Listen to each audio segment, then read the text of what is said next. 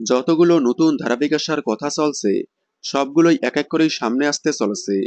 সম্প্রতি কয়েকদিন আগেই প্রোমো সামনে এসেছে বাংলা টকিজের নতুন ধারাবাহিক রানী ভবানী।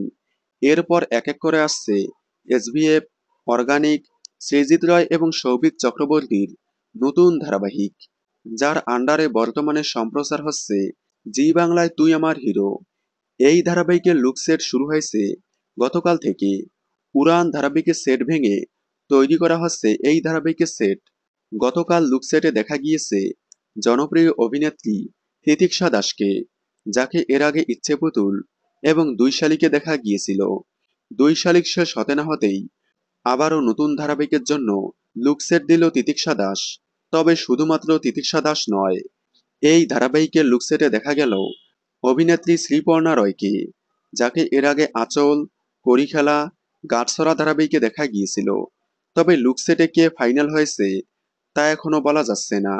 খুব শীঘ্রই নায়কের লুক সেট ফাইনাল হয়ে প্রোমো শুটিং হয়ে প্রোমো আসতে চলেছে।